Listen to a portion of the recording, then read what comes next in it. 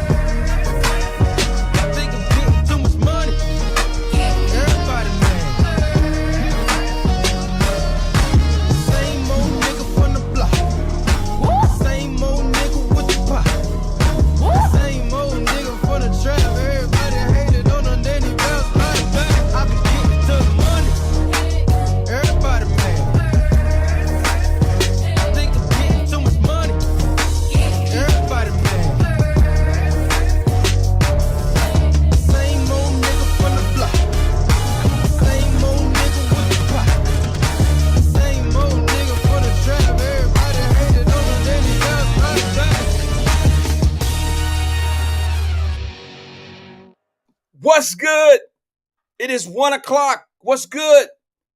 Welcome to the Wyatt Live, 1 p.m. Facts over feelings. We're going to get to it today. I got on all black. The white hat might calm me down a little bit. It's going to be a short show. I got shit to do today. I'm just going to be honest with you. But listen, I want to thank the two or few who got here with us today. We're going to have a little fun. Then we're going to push out. I'm going to let everybody enjoy their weekend. I'm in Florida. I'm going to do what I do. I know it's cold where you are, but I got things to do that require less clothes. So I want to just have everybody have a great weekend, a safe weekend. And let me just say this to you guys before we get started. I had all intentions of saying something about the people that pushed back on me yesterday about some shit. I was going to do it. But I think I'm gonna be a better gentle man today. I think I'm gonna do that. I think I'm gonna do that. I think what I'm gonna do is fall back and let haters and criticism take its place and let it stay in its own arena. I'm not going to entertain it. Because I'm going to tell you something. I sleep well at night. I sleep well at night with my principles, my morals, and how I see things in life. People who think that certain things aren't accomplishable, I don't want you around me anyway. I want you to leave the show. I want you to go away and just go listen to whatever. Go read a comic book. Go watch some movies that are mythified, okay? That are full of myth. Shit that'll make you feel better about how you are and where you are in life. Because what we do over here is we get a clear understanding of possibility. Yeah, people don't want to hear that shit. They don't want to hear that. Everybody want a reason why it ain't working out. They don't want an explanation of how to get to. They just want to know why the shit ain't working out for them. And then they want you to justify it. Then they want everybody in the same barrel, in the same bucket, and we just fucked up together. That ain't what you get over here. It's not gloom and doom. You get that in the morning. You get that in the morning. And you know some of y'all know what I'm talking about. Gloom and doom. Everything is fucked up. Everything is wrong. Can't nobody get nothing. We can't get reparations. We can't get nothing. And I'm not making fun of it. I just want to let you know that it ain't really what I don't entertain it. And unfortunately, we have a whole nother generation that feels like they got to talk about that shit too. Like that's their reality. You could be black in America right now at the age of 20, 25, 27, 30 years old and under. If you in America right now and you black, it's the best time in the world for you. Nobody can hold you back from doing shit. You got more black politicians than ever before. You got more technology. You got everything you need where you don't got, and I got to say this, folks, I got to say this in a way that they'll understand it. You got everything in the world where you don't got to walk based on your logic, your black ass anywhere to be denied. I heard a lady on the radio today say some shit. I couldn't even listen. You know, it was a real bad day for me on the radio. I can't listen. But let me just say, I heard this lady, I gave it a shot, and I listened to this lady tell the radio station that we can't buy, meaning black folks, we can't buy property in Cincinnati. They don't want black people to buy property in downtown Cincinnati. Wait a minute. Wait a minute.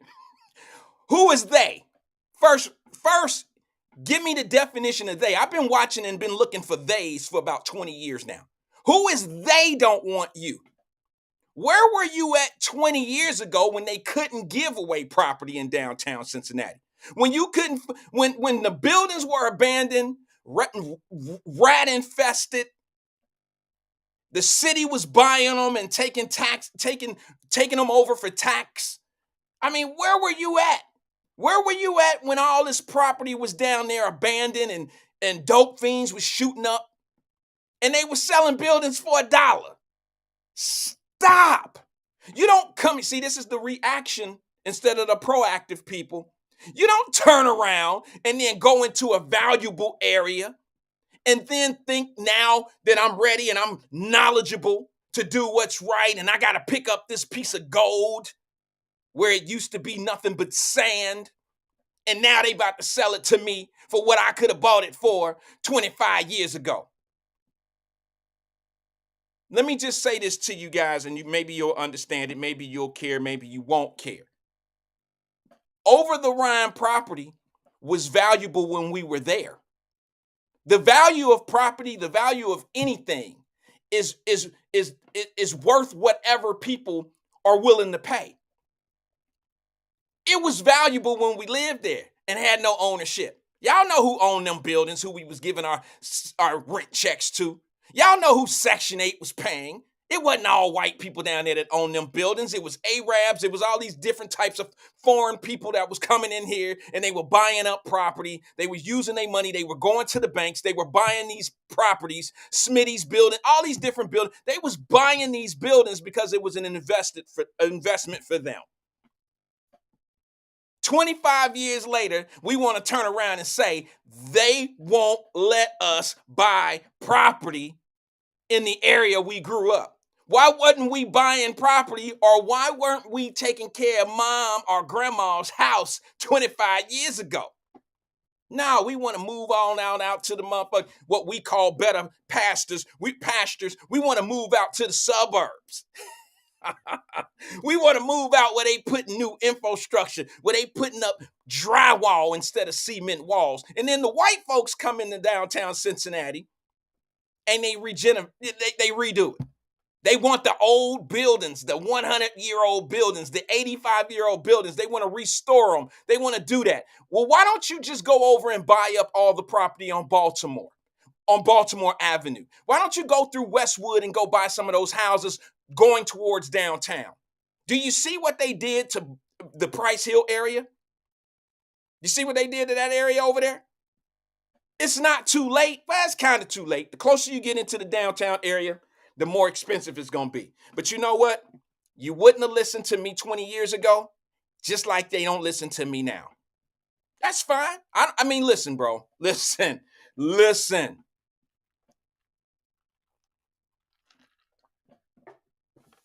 Call me what you want to call me. I practice what I preach.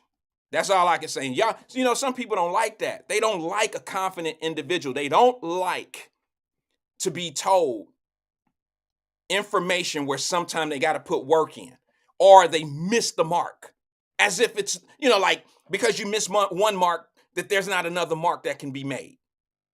Come on, y'all. We got to stop this shit. I heard it on the radio today, that lady. I couldn't give it but about 3 minutes today. I promise you.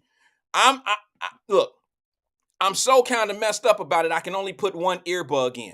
Like when I'm listening to the radio or something, I can only put one in because I just want to make sure that I don't get it caught in my head by accident. You know what I'm saying? I just want to make sure that I'm hearing shit right. They think I'm hating, but I'm being honest. I don't like gloom and doom. And when you're told that black people can't buy black people with the pockets can buy property anywhere.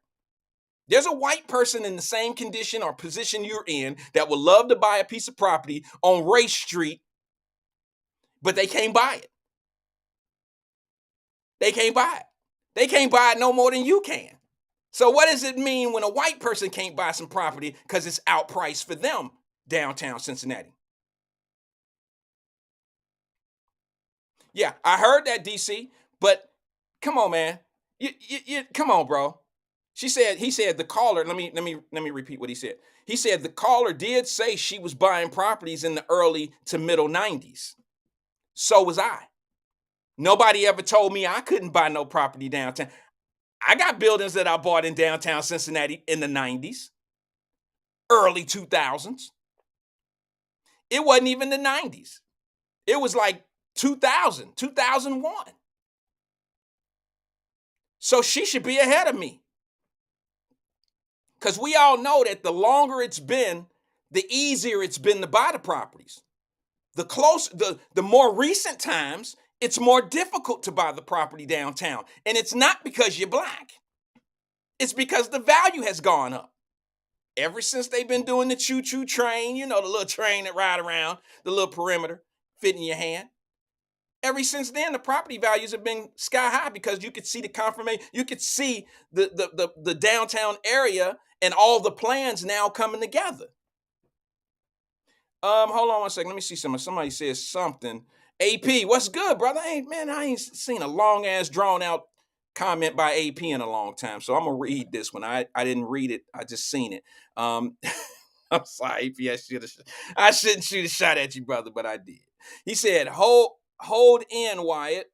I went downtown 8 days ago. Wanted to buy some property. I put $12.59 cash on the table.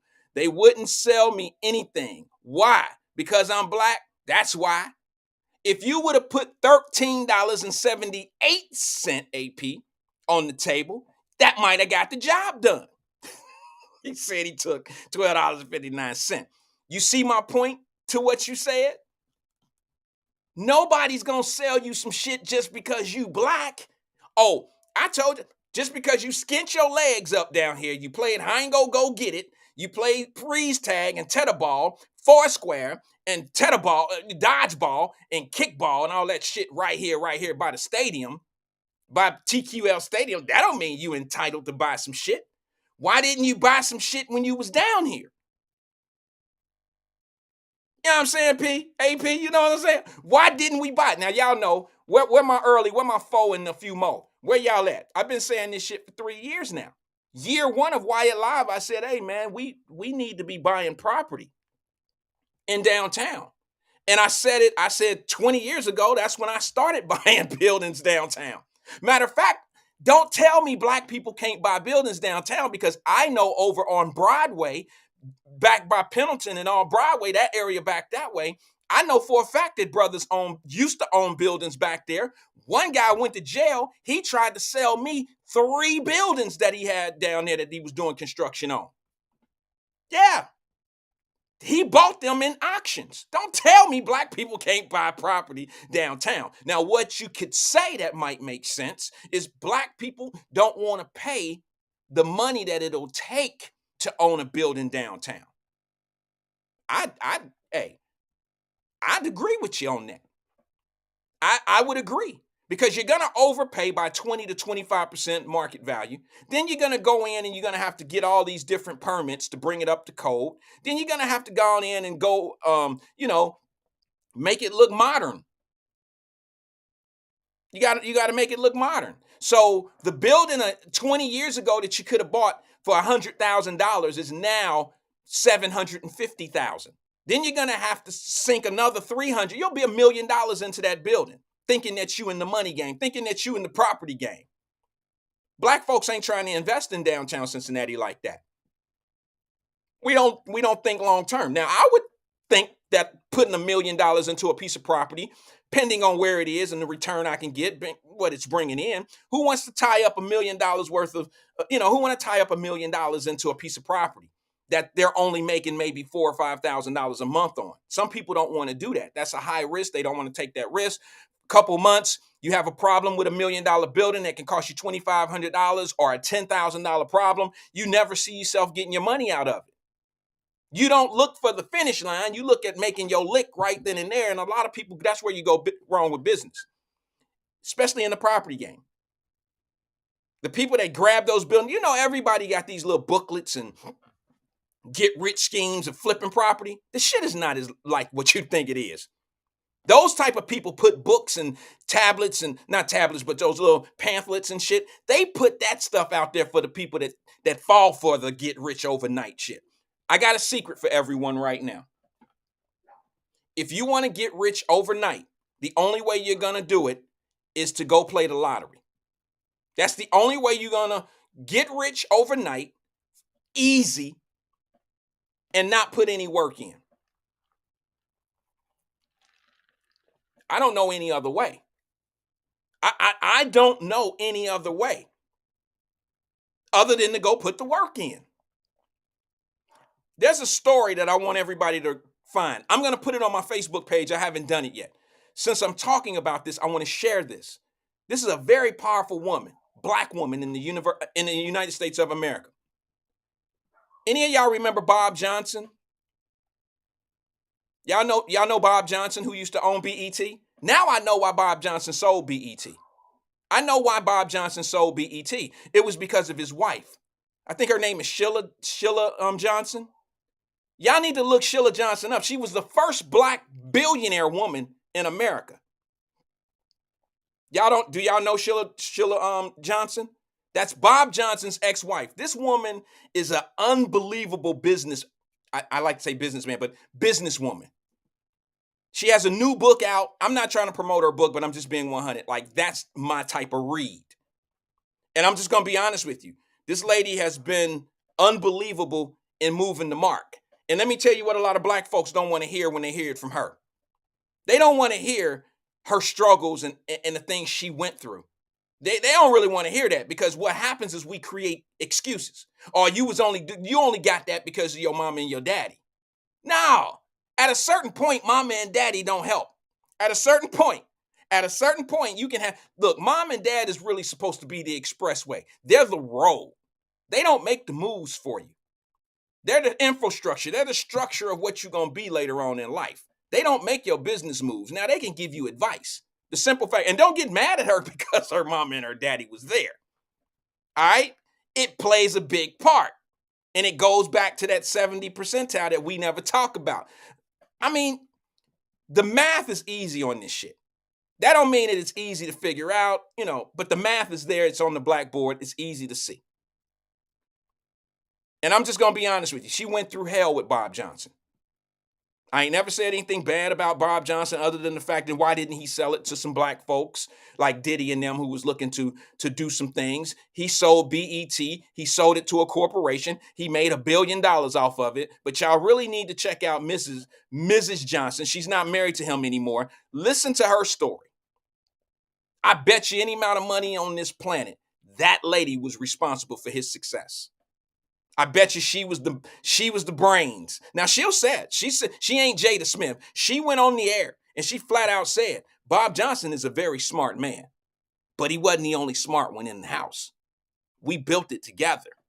Women never get credit for what I've done.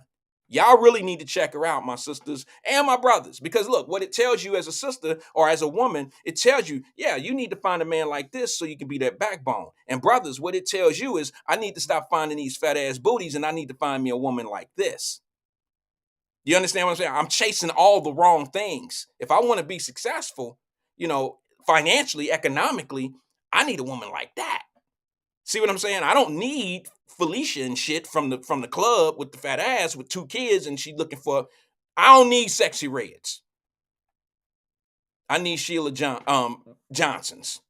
You understand what I'm saying? So, I mean, if once we start highlighting these type of situations in our life, we'll start saying why certain people are successful and why certain other people are not. And that goes for white people, black people, Asian people, purple people, red, white, and blue people. You'll see the difference why people make it and how some people don't. It's all about your partnership. It's all about who you bring into your circle as your husband or your wife and all of that. Davis Denise, I'll bet you $100 Sexy Red is not a millionaire. How much do you want to bet? I know the industry. That don't mean I can't be wrong, but I'm willing to put my money up for my belief. How much do you bet? Anybody want to bet? I'll take that bet on with anybody. $100 straight up bet. Anybody that thinks Sexy Red is a millionaire, I'll bet you $100 that she's not. 100 to 100. I got to stop the show for a minute.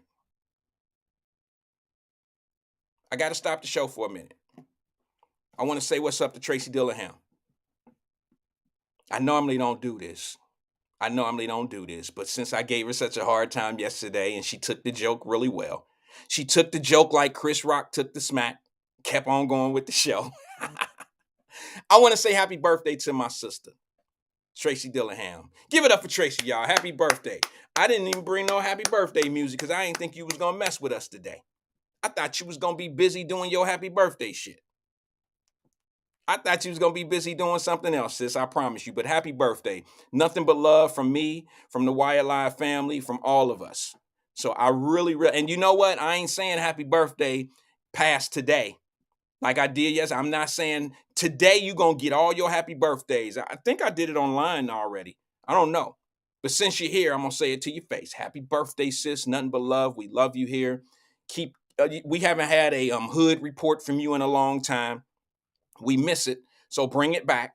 We'll wait on you. And believe it or not, Tracy, you are special. You're special to us. It take a lot to listen to me. It take a lot to sometimes argue with me. And I'm going to tell you something else. It take a big person to call this platform and be wrong with me all the time. Just be wrong. Just talk about shit that's the opposite of what I say, and you're just wrong all the time. And you keep shooting, and I appreciate that. I appreciate it, sis. I mean, that take a big person to keep calling and being wrong and shit. And you're getting roasted on your birthday, sis. That's the love we have for you. But happy birthday. Nothing but love. Um, Let me see. What was it? I was gonna ask you a question. But I think I asked you that already. And I'll leave that alone because it was about fame. I don't know if you reached out to him or not ever, but if you hear from him, let us know, sis. But today is your day. Happy birthday to you. Peace and love to you. Hopefully you'll stick around for a little while. The family is all giving you happy birthday signs and stuff in the chat right now. Take them, take them, take them. And she said, I'm not wrong about your age. It's your birthday. See how we deflect? She don't want to talk about how old she is. She want to talk about my age. Today, your birthday, not mine. It's your birthday, not my birthday. So what does my age have to do with what we talking about right now? I'm okay with me. I'm 40. I've been 40 for about a few years now, but I'm 40 and I'm gonna stay 40. Damn it. I'm gonna stay 40. But peace and love to you, sis. I'm gonna move on now. All right. Take all yours. She says, I'm 54. No denial here. You older than me. I shouldn't say older. I shouldn't say that, but that's what I guess. How else did you do? How else do you define it? You have some years on me. How about that?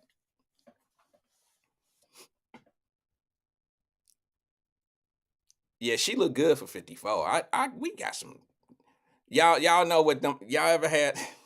I'm wrong for saying this one, but damn it, I'm gonna say it. This gonna sound like Bush League. This gonna sound this gonna sound bad. Maybe this is just a man thing. So I'm gonna leave this to the fellas. Fellas, ladies, close your ears for a second, but maybe this is just some Bush League out of the league, some dumb shit I shouldn't say. Okay? But I gotta say it.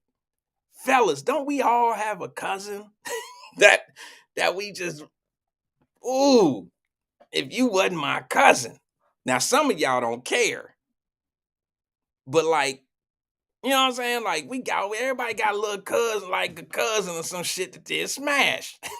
That's a fella shit. Ladies probably think the same thing, but they would never admit it. That's some straight dog fella shit to admit to something like that. But I mean, I'm just gonna be honest with you. Yeah, I felt that way about a few babysitters when I became of age. I already knew back when I was a young man. I was like, yeah. She said, yuck, Wyatt. I'm sorry. I'm sorry. I told y'all this was for fellas. I told the ladies to close their ears. You notice guys ain't saying shit? Don't say ain't no guys on here. You noticing guys ain't saying shit because they back there like, yeah, I remember Tiffany and shit. Yeah, my cousin. That's what they saying. Yeah, I got that one. She ain't really my cousin and shit. I don't really know if those people that we call our second and third cousin, I don't really know. I ain't never seen they mama and my mama together. They say that we family, but I don't know really for real. I got some family in my family that's like that we've been cousins forever, but I really don't know the attachment. You know what I'm saying? Like, I don't know the connection of how we family other than my family telling us, oh, that's your cousin and them. And I'm like, shit, if it's anything like it used to be when I was a kid, my whole damn court was my cousins. Y'all remember that? Y'all remember like we used to claim everybody when we was kids? Like, that's my cousin. Like all my friends, all my best friends. I mean, we grew up together. So it was like we would tell everybody, don't go to Golden Skate and shit. That ain't my friend. That's my cousin. That's my cousin. Yeah, that's my cousin. That was the fakest shit we used to do when we was young. Everybody was your cousin. Vincent Jones said, I plead the fifth. Ron said, I got two I would smash. See, ladies, I told y'all. But here's the thing, fellas. Let's be honest. We're just big enough to say it. We're just big enough to say it. There's probably some ladies in the chat right now. They ain't gonna say it. They ain't gonna say it. Like Princess Flower said, yeah, I had a kissing cousin. See, she kind of admitting it without saying, yeah, I'll smash. But yeah, fellas will tell you. I had a family member. I wasn't messing with them, but I had two family members, a man and a woman, and they was gonna get married. What type shit is that? I'm sorry, I ain't gonna say their name because the shit is crazy. But they were gonna get married.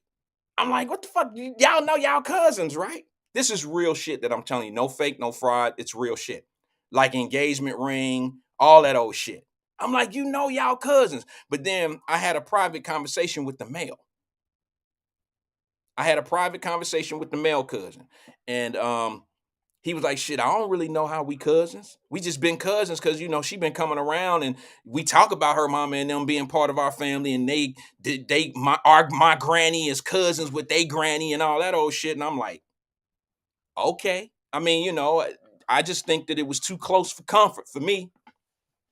I thought it was some Mississippi shit. I mean, we live in Ohio, right? We were living in Cincinnati, Ohio. My cousin sitting back trying to convince me, like, bro, you ain't got to convince me. She fine as hell. But as far as marrying her, I don't know about that. That shit sound crazy. Because from my understanding, if you are related and have kids or have some shit, your kids could come out funny. I mean, messed up. So I don't know. I wouldn't take the chance. But they were older anyway. They wasn't having no kids. So I just thought the shit was crazy. I thought it was crazy. But yeah, she was fine. I ain't gonna lie. She's still fine. But nah, it'd been tough for me to go to the extremes. We about getting married?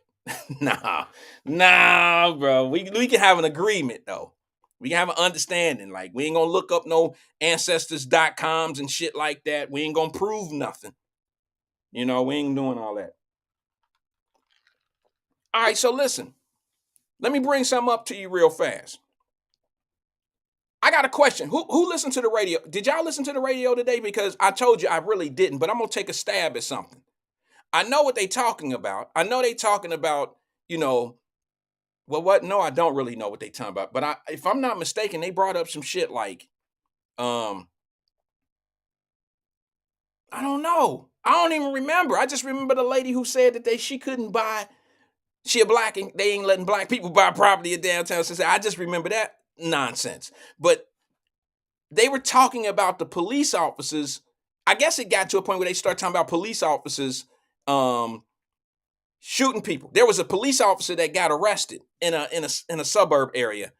And he didn't really get arrested. He was drunk driving, and it was a DV, domestic violence situation going on at his house or some old shit.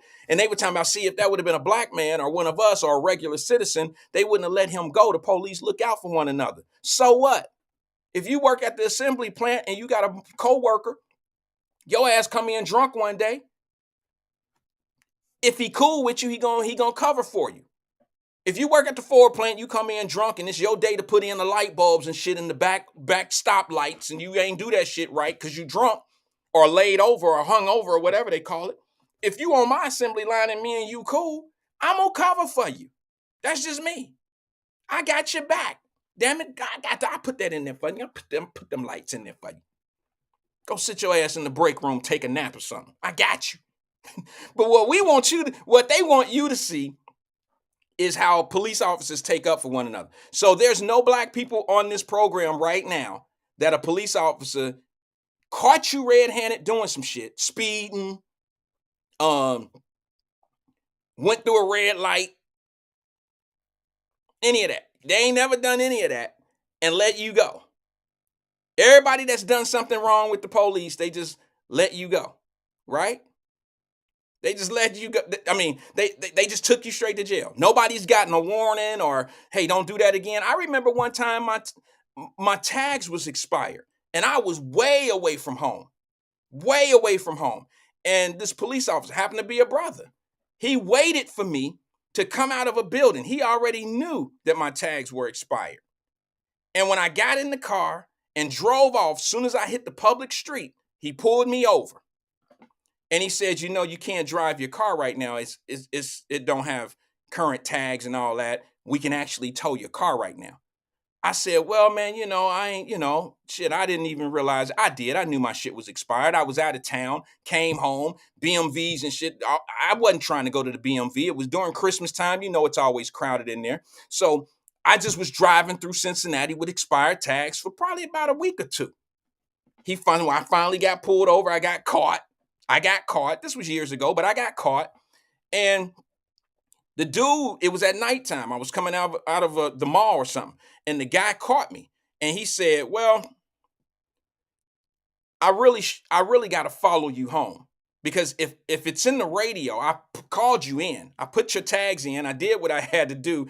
They already knew downtown or whoever it was that they dispatched already knew that I was not supposed to be driving. So he let me go. So what was that? I mean, he was like, I'm really supposed to follow you home, or I'm really supposed to, you're supposed to pull your car over and somebody's supposed to come get you, and I'm supposed to, impound your car because it's not really supposed to be out here driving. But he let me go. There's been other times. I told y'all I had a personal problem with a police officer who did some reckless shit with my wife. He used to like her back in the day. And he used to do things, that was out of line, pull her over just to talk to her and shit like that. And that got out of hand. But, you know, I'm not suggesting that police officers don't ever do anything wrong. And I'm not suggesting that they shouldn't go to jail. I'm not suggesting that they don't do things that are that they get special treatment for. All I'm saying is they're not the only ones. They're not the only ones. If people went to jail, let me clear this up because I'm in there. I'm in the system. If people went to jail every day and every night for the violations that we commit out on the streets, regular folks, if people went to jail every time the police came and knocked on your door because you and your wife or your girlfriend or your baby mamas and all that shit is arguing, the jails would be unbelievably, asses would be hanging out of the Justice Center all the way upstairs. You'll see people hanging out the windows. This notion that every time somebody get in some trouble and the police show up, somebody going to jail, that's not true. That's not a fact. It's not true. Every time somebody do something and the police is called, somebody don't get shot, right? Every time somebody do something that may require them to go to jail, that don't always happen. So when you putting this information out there, like, well, if this would have been a black person, if the black people are included, every black person that has an encounter with the police that day or that night, and they dead ass wrong, don't go to jail. It's how you deal with it. It's the yes sirs and the no sirs. You gotta sometimes bite your ego, even when you're wrong. Even when you're wrong, that's when you really should be at your best behavior, when you know you did some foul wrong shit. Some people don't even do that. They'll be dead ass wrong and still want to argue and fight and all this old tussle fussle and all that old bullshit. But I just want to let the people who teaching they people, the people that's teaching they people, that if this would have been a black police officer, if this would have been a black man, a regular citizen out here, he would have went to jail for what he did. That's not necessarily true.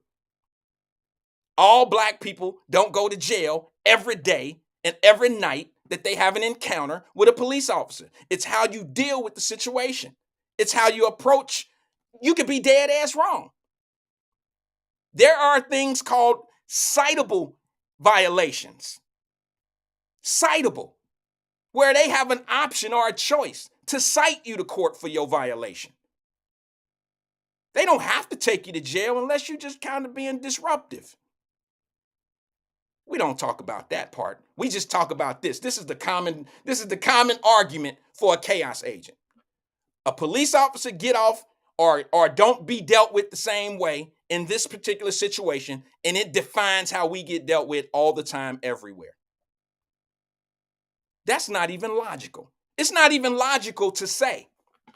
If you really think about it, if you were in the system, if you knew how this shit was moving, if you knew how big the dockets would be, if you knew how much room was in the Justice Center and how much isn't in the Justice Center, if you knew how many people showed up every morning at 10:30 in the morning who did not get taken to jail the night before for some shit they did, they got a citation and said, well, show up to court tomorrow at 10:30.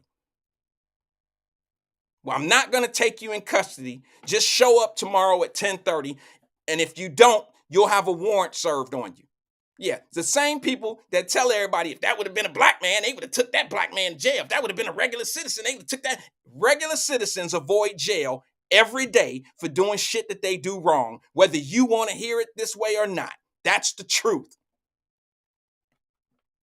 It's the truth. And they show up every morning in courtroom A at 10:30 in the morning, right after they call all the lockups. And what do? If they show up, they get dealt with properly in the court system. Since you showed up, sir, since you showed up, ma'am, I'm just going to continue this case, take a plea from you, guilty or not guilty. If you say guilty, you might get some days. It all depends. If you say not guilty, they reschedule you, set you a court date, give you some time to get an attorney or representation, and they let you out on an OR bond because you're cooperating and doing what you're supposed to do. You showed up.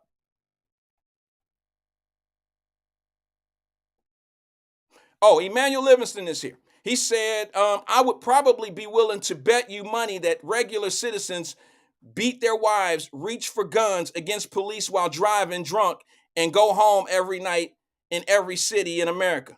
Okay, I think what you're trying to say is this is a particular situation. Did this man beat his wife, or was there a domestic call? They said he was, from what I heard the young lady saying, this man was intoxicated at his property. The police showed up at his property. Okay, so I'm still trying to figure out where the drinking and driving thing came in if they showed up at his property. Maybe they let him go or something. I don't know the story. I don't care what the story is. To put it in a narrative of if it would have been a black person, it would have been dealt different. I'm trying to tell you that black people and white people, there might be some differences sometimes, but if the same thing happens to a black person and they get that privilege, then what do you call it? Because you're basically saying that don't happen for black people, but it does. I can tell it does happen for black people. Maybe not a domestic violence, drinking and driving, all this shit that y'all want to add, y'all want to add some yeast to the situation. Maybe that would, yeah, you paint the picture, then you can create the whole narrative. You can do it all. And of course it's going to look like, oh, that's a super duper, super special treatment.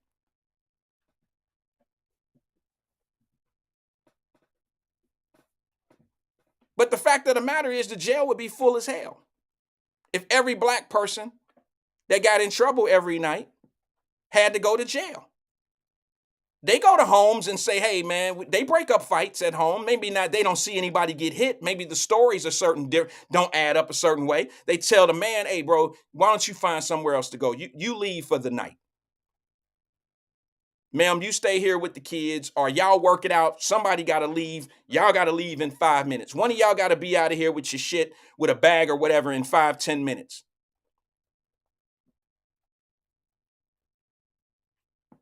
Happens every night.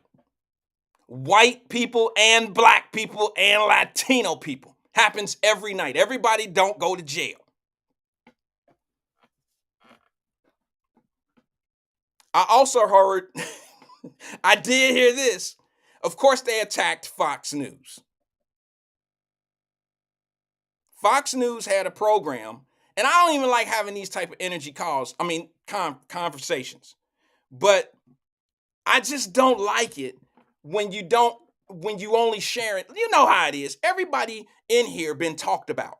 Everybody on this platform right now, you have been talked about by somebody, and that somebody only told the shit that you did. They don't never tell what they did to make you react like that, or they never tell both sides of the coin. They just always paint the picture to make you look like the bad guy, and they shit just don't stink, right? So I heard that Fox News, and what's funny about this is I actually listened. Oh, wait a minute, Tracy Dillingham, I'm going to entertain you, birthday girl. I'm going to entertain you. Today, your day. If I see your name come across the screen asking a question, I'm going to pump the brakes. I'm going to put on the anti-lock brakes. I'm going to stop. I'm going to stop doing what I'm doing, and I'm going to answer your questions, or I'm going to entertain whatever you're talking about. So I'm going to on what I was saying, and I'm going to get to you. Birthday girl, Tracy Dillingham says, do you think the spectators watching folks do donuts in the streets should go to jail for participating? Well, that's kind of not, you just kind of, well, Tracy, read what you wrote.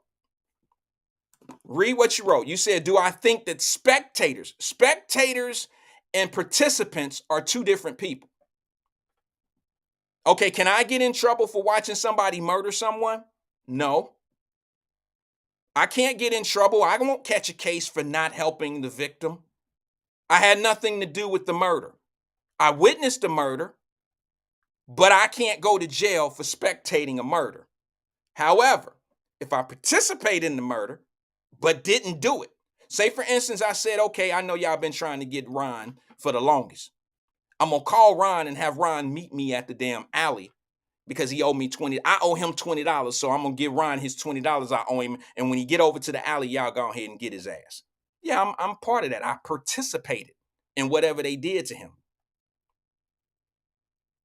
Okay, so now it all depends. You got to separate the two from spectator to participant. So when you ask, what did the spectators do? Were they just spectating or were they participants? Because you could say this. I'm gonna be honest with you and tell you, a spectator can be charged if they're participating in the act, in the crime. Give you a perfect example. You're complicit as a spectator if you're videotaping a crime and you're airing it live for other people to see. You're now complicit in that crime.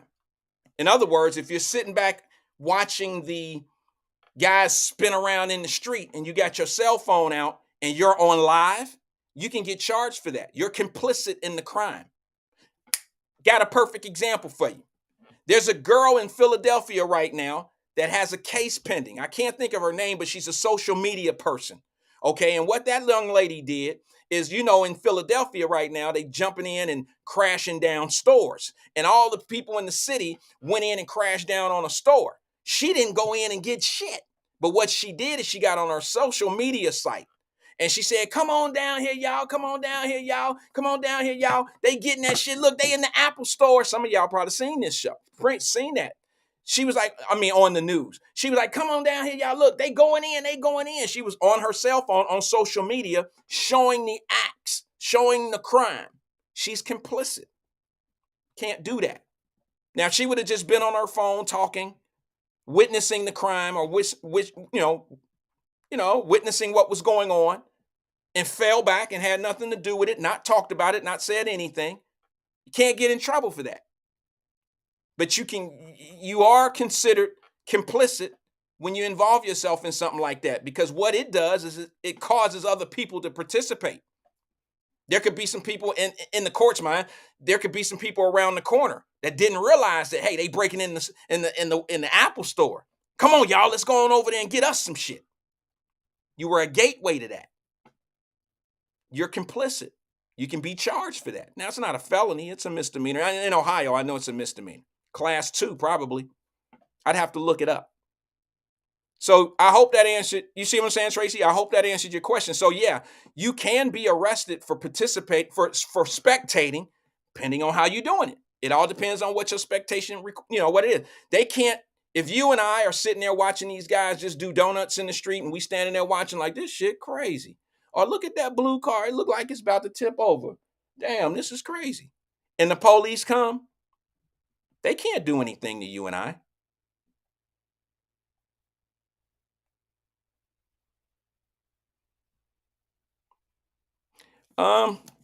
Did I miss something?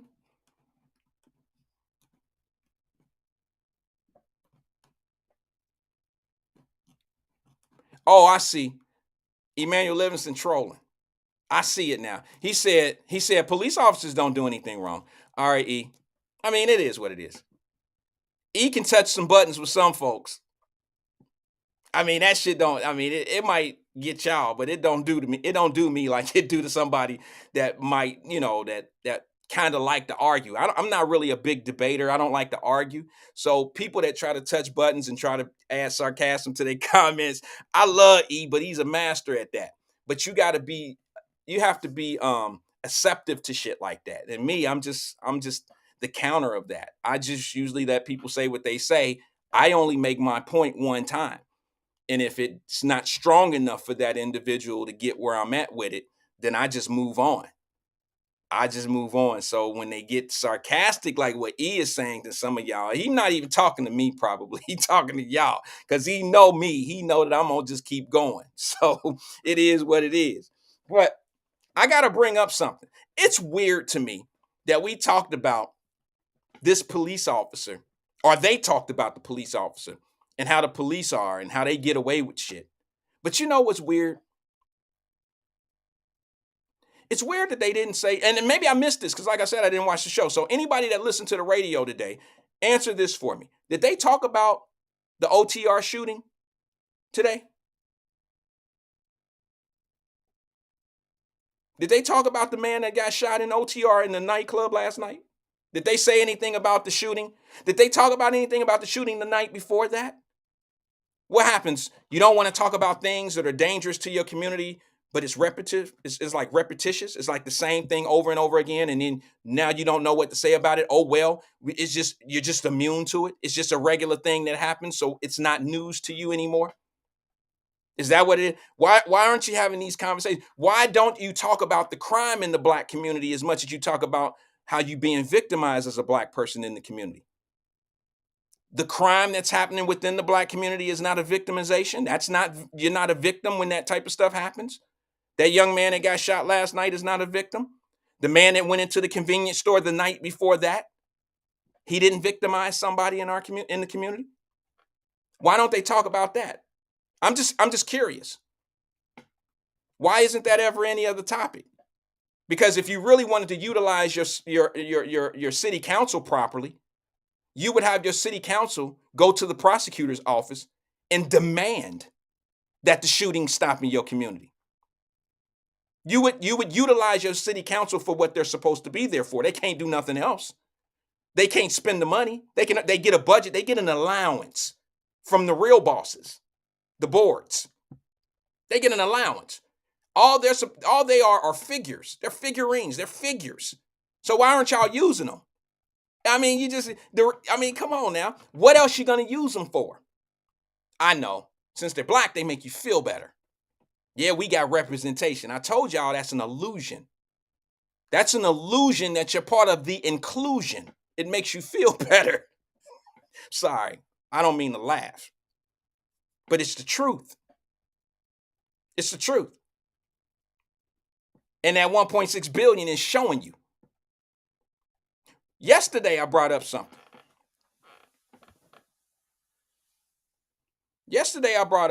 Now, I want to say something before I get to that, because I said something about Fox. Look, there go E-Man. And you get a lot of chuckles and cheese and shit like that. He said, I'm not trying to touch buttons. I just love the police. Why can't a Black man support the police? I tell you what, the day that I start seeing Black men go save other Black women from getting their ass beat by Black men in our communities, then I'll be with you on that sarcasm. But until then, we still calling the police, and we need to support the police. Because when somebody break into grandma in them house, or when grandmama get robbed, or a little boy get shot up or some shit like that, everybody calling the police. The police got to be perfect for you all the way up until you need them. When you need them, you want them. But when you don't need them and they make a mistake or something out there, y'all ride them tight. You ride them tight. And I know that's sarcasm, E. I ain't tripping on it, but we all know that you don't really rock with the police or whatever. Don't nobody really rock with the police. But when you find something that they doing wrong, you don't hold our community to the same standard that you hold the police. And I'm trying to understand why not. Because if you look at one police shooting that happens in our community, you got to compare that to 15 to 20 to 30 or 40 or 50 or 60. That's what the differential in numbers are. So why are you going to the 2% problem versus the 98% problem? Somebody tell me that. I've done a post on that too. Some people go after the 2% problem. See, there's a brother up in Detroit right now. It's called the New Era Detroit, NED. Y'all familiar with them? These brothers go through the community and they slapping the boys. They slapping the people that's running through the community committing murders and shootings and shit like that. Have y'all seen the NED? New Era Detroit? These are brothers that's yelling and screaming through the community. They ain't yelling and screaming at the police. They do some of that, but they yelling and screaming at the causes of what's going on. They screaming and hollering at the people that's causing all the ruckus and the problems in the community. And they bullying the bully. They doing what we don't do. They doing what we don't do. They going through the community saying, hey, bro, you keep robbing that store gonna shut down. What we gonna do if that store shut down? Where grandma gonna get her prescriptions? You can't keep going in there stealing and all that old shit, bro. We ain't gonna have shit here. And when they get out of line and say something dumb, then they fight. He don't want to fight. The brother don't want to fight with him, but that's what they do. Oh, okay, so we gonna have a beef. I'm beefing for the right thing. I'm gonna boot your ass and you ain't coming back over here. See, that's how it used to be back when I was coming up. I don't know about y'all. Mama Birch can confirm that. If she seen my ass coming from Vince Martin and I got now ladies out the back pocket, she know I stole them things, she gonna whoop my ass. She gonna whoop my ass all the way home. And then she gonna hold me by the ear and give me to my mama. My mama gonna whoop my ass. That's what a community, that's what a unit does. We don't have that structure anymore. We don't have that structure anymore. So say what you want to say. Structure works. When you don't, Princess Flower said NED. We need stuff, a group like that. Our help is soft. Yeah. I don't know. Look it up on Facebook. They have a Facebook page. It's NED. It's New Era Detroit. It's called New Era Detroit. And these are brothers, man. These are brothers. One big, small. They ain't militant and all that old shit. They just housing their community. Now you're gonna get that dope up off Miss Francis. Bro, this Miss Francis crib. You don't do that shit over here. And then they go in the stores and check the stores like, hey, bro, you gonna get us that security camera. Now, we gonna make sure that the security camera show who shot Lil Rick. Fuck that. See, that's what's missing. That's what's missing. Not all this sarcasm and all this old fake. That shit crazy, man. I ain't on that shit. I ain't on it. I don't waste my time doing this for giggles and shits. I'm trying to move a needle. All right? Put the needle on the record, damn it. That's what I'm doing. I'm just here to try to bring something to the table. That's it. That's it. So now let me say this one thing about this Fox thing that happened. On the radio, the young lady that runs the show brought up Fox anchor or some guy who has a show. I think his name is, it's not that Carlton dude. He's not there anymore.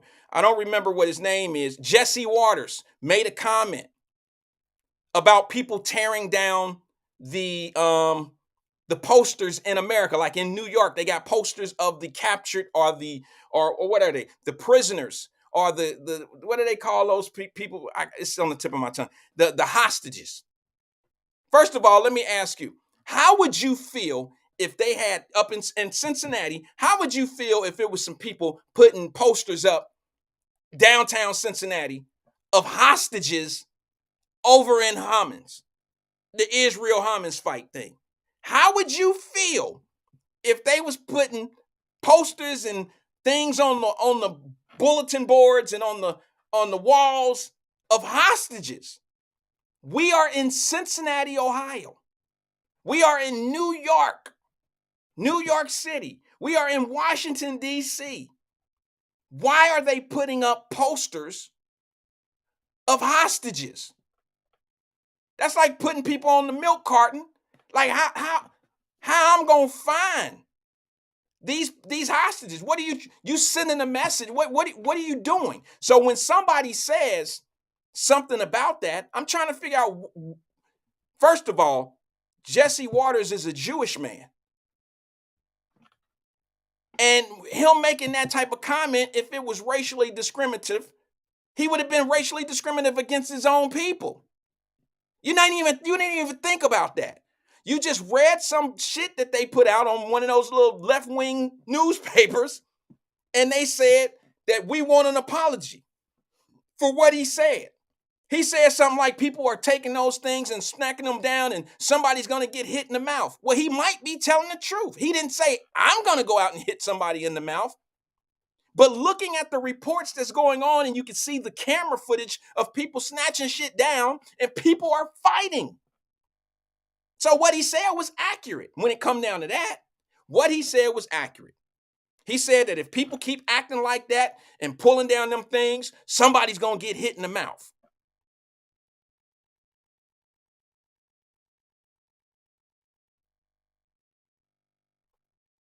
It's amazing. More attention of why they don't want you to watch, like, you know how it is. You talk bad about something, people don't want to be interested in it. So if you talk bad about Fox News, then of course, hey, black people don't watch Fox News. Don't watch Fox News. Boy, they be over there lying. They be over there. They got all those racists. They got a Jewish racist against Jewish people over there. They be over there lying and shit. As if CNN is the gospel.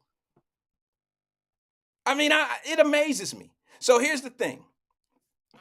Watch whatever you want to watch, but my suggestion to you is watch them all. Watch left wing, watch right wing, watch the middle, watch it all, and then come up with your own conclusion. That's all I can tell you. But to simply keep on pushing down black folks' ears and minds that Fox News be lying, I can tell you what Fox News not lying about. They're not lying about what's happening to black people in this country right now by this administration. I know for a fact that CNN ain't covering it, and they ain't covered it in 2 years. Why does CNN not keep telling y'all? CNN don't send trucks to Chicago, Denver, Philadelphia, San Antonio. They're not sending trucks to the black community where all these people are complaining. Speaking of that, I'm going to talk about something about yesterday. Yesterday, I brought up something about the 5 mayors. 4 of them black, all Democrats. 4 of them black, 1 of them white, that went to the White House yesterday. What did they ask for immigration, illegal immigration? $5 billion. $5 billion. Now, I'm going to tell you something that's crazy.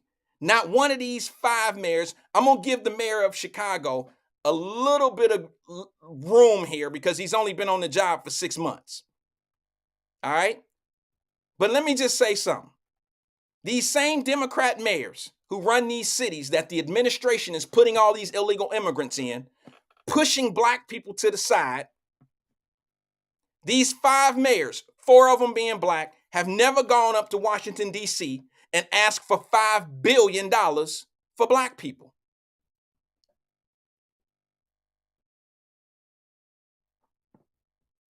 Not one of them. Denver mayor, none of them have ever gone to Washington, D.C. asking for $1 billion or $5 billion for black people. And the reason why I said $1 billion is because they're going to get $5 billion and they're going to split it up by 5 cities. Now, Mayor Adams, y'all know who Mayor Adams is in New York. I don't know if y'all know this because CNN don't really cover shit like this. When Democrats get in trouble, CNN ain't nowhere to be found. They'll talk about some different shit. Oh, the Trump trial going on. Eric Trump, Donald Trump Jr., they all testifying today. They'll keep you up on that. But what they're not telling you is that Mayor Adams in New York, there's an investigation by the feds and his people just got their dough kicked in. They ain't talking about that shit, are they? I'm going to show you how they putting Mayor Adams in his place. I'm going to give Mayor Adams, the brother in New York, some prompts right now. But it's also a bittersweet. Mayor Adams in the city of New York has been outspoken about, he's been off code. The Democrat mayor, who I've been rough on, but I got to give him his props on this. He's been off code. He's not working on code with this administration and how this immigrant problem is affecting his city and it's affecting the black community. He's been very vocal about it. Out of all the other mayors, the mayor of Chicago ain't saying shit about black people specifically being damaged and hurt. He ain't said nothing like that. If you go in Wyatt Live Messenger group, you'll see that I put something in from yesterday at noon. The city meeting in Chicago, they let some residents stand up once again and talk. Go to the Wyatt Live Messenger group.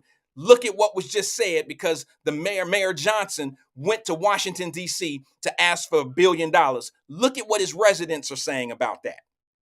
Listen to what they saying about that. Listen to what they saying about Chicago right now and him going to Washington, D.C. to get billions of dollars for the immigrants, illegal immigrants. Listen to Chicago on that. He's not the only one. They had 5 mayors go. Mayor Adams from New York had to leave. That's why he wasn't in that clip I showed you yesterday. I didn't realize it. I didn't realize that the feds was on his ass. Oh, a Democrat. I didn't realize that the feds was kicking in his people's door. Election situation. Money that's being paid out from foreign people.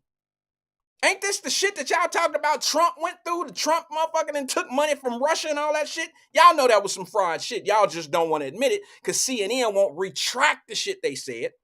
They taught you that this man was receiving money from Russia for election campaigns and favors was owed and all that old shit. They taught you that. And since you sat back here and you think it, they never taught you that it wasn't true. So you probably still think it. But what they haven't done is they haven't had a clash yet on what Mayor Adams did with this campaign fund money coming from like Turkey. You ain't heard no shit about that, have you? You ain't heard nothing about that, have you? So yesterday, my man had to leave Washington, D.C. right away. Mayor Adams had to leave right away. There's a story behind this.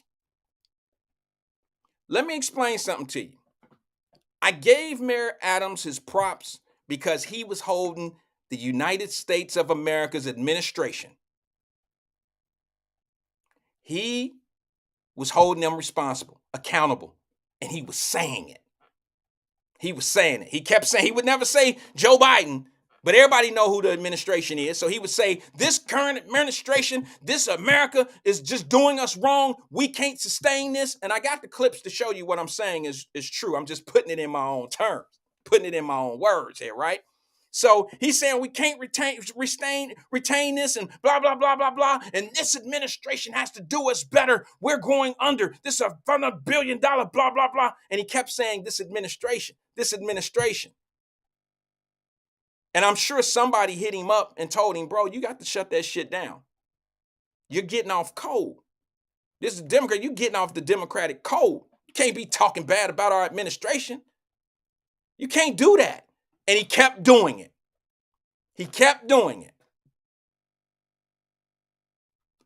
Let me show you what happens when you keep doing it. Check this out. Now, this ain't no coincidence that all of a sudden this motherfucker and his people are in trouble. This is not a coincidence. This is what happens, and this is what I'm going to say. People that stay on code and don't want to say nothing, if you're a politician, I understand why. Because this is what can happen to you. I'm going to show you what he said first and how he been handling this problem and blaming the administration. And I'm going to show you the repercussions when these guys get off code. Yeah, check it out. $1 billion budget, but 76 billion of that is already accounted for. It's like if you have a house and you budget yourself for the year, you know where your food, your clothing, your electricity, your gas, and all of those things. And all of a sudden, your roof caves in. You say, wait a minute, so I got insurance. Let them come fix it. Our insurance was the federal government, and they're saying to our insurance contract, we're not giving you anything. So now we have to, me, taxpayers, have to find $12 billion out of a $30 billion budget. It has to come from somewhere. This has created a crisis that's wrong for New York taxpayers, wrong for the migrants, and wrong for our city and wrong for our country. And the national government is not doing their job. You should not have to pick up the cost of this.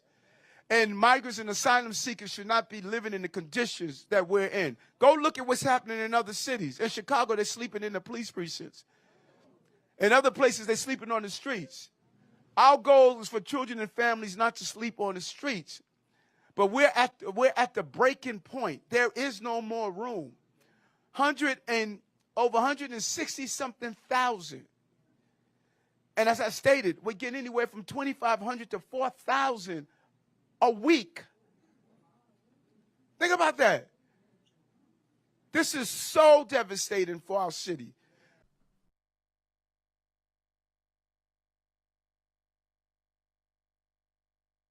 Excuse me. I had it on mute, my bad. He's holding the administration. He said the U.S. national government. I ain't heard that in 200 years. He said the United States government. See, he's learning. Before this clip, he was already saying this administration, this United States administration is allowing this. This is not the first time he said who it was, who's accountable for this. They used to blame the mayor of Texas. They used to say it was all his fault. But everything the governor of Texas, everything the governor of Texas was asking for 3 years ago is the same thing these guys are asking from the White House now. And they're not getting it either. So all the people that called those people down in Texas and in Florida and in Arizona and in California, those are racist white people for asking. They just don't want brown people and black people to come into the country. What do you call these 5 mayors that are saying they can't sustain it anymore? What do you call a group of black people in Chicago who says, Mr. Mayor Johnson, we don't want you going to Washington, D.C. asking for $5 billion from the government for immigration, for illegal immigrants. We want you to go up there and say we don't want to be a sanctuary city anymore. Ain't nobody vote for that shit. Yes, you did. When you voted for somebody and you didn't know about them, you didn't know what their morals and principles and their standards and the things that they believe in, when you don't really know who they are, you got to roll with whatever the shit they agree with. You got to roll with their policies. You voted for it. You voted for it. So all the black people in Chicago now and all these surrounding cities that's just like Chicago that's going through the same shit, they asking their mayors to go to Washington, D.C. and say, we don't want these immigrants here and we don't want to be a sanctuary city anymore. But what they did, they took their asses up there and just asked for the money. They just asked for the money. They didn't ask to not be sanctuary cities anymore. And I'm going to give Adams his props. He's been the only one out of all these mayors to hold the United States of America government, like he says. He's the only one that ever held them accountable by bringing it up and saying it. Now, what happens when you do that? That means you're off code. That means you're doing some shit that Republicans do. Remember when Republicans was saying that was what was happening with all this illegal immigration and it was tearing up our cities and this and this and that? What did y'all call them? What was the administration calling them? What was Pierre, the little lady that talked for the president, what was she calling them? MAGA Republicans don't want immigration and migration to happen in this country. They're just plain flat out evil. Let's talk about something else. I'll leave it with that. That's what they do. Plant the seed of how evil somebody is and not give you any definition of why they feel the way they feel. And then when you turn around and you believe those folks that you put in office, when you believe it, when you start to believe it, then you ignore what they wanted you to ignore. The repercussions of not knowing the truth. The 6th grade lunchroom table shit. Y'all don't pay attention to Fox News. Don't pay attention to Wyatt. Don't pay attention to that guy. Don't talk of that. Don't do this. Don't do that. They don't know shit. They ain't nothing. They that. Bow, bow, bow, bow, bow. Meanwhile, all that's doing is keeping the focus off of me. Keeping the focus off of what I don't want you to know. Sound like some slave master shit to me. Y'all already know what slave masters wanted people to do. It was illegal to teach a motherfucker something. You couldn't, look, it was illegal for you to learn, and it was illegal for somebody to teach you. You could go to jail for teaching somebody how to read. You can get hung. You know, they hung white people too. I know y'all think the only person that died back in them days by hangry, they only hung black people. I know you believe that. But white people got hung and strung up for helping black people too. Yeah, I know. That's some different shit. You don't really want to hear that part. But I'm just saying, that happened. So what makes you think anything changes now as far as if we keep people deaf, dumb, ignorant, and blind to some facts, then we can keep them in the conditions that they in. Don't teach them shit. Just let them learn what we need them to learn so they can only go so far. You know that's a hood-ass terminology, Roz. Hangery. They hung motherfuckers. That hangery. I could have just used the plural. I could have just said hung them. I know. Sometimes I got to incorporate 1335 John. That's just me. I'm allowed to make up a word. Listen, bottom line is this. When you break code, he said, my fault. I know. When you break code, there's repercussions to that.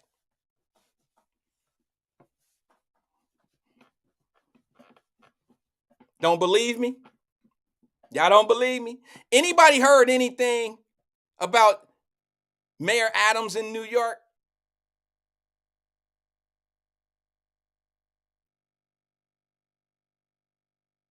Oh, I beg to differ with you on that.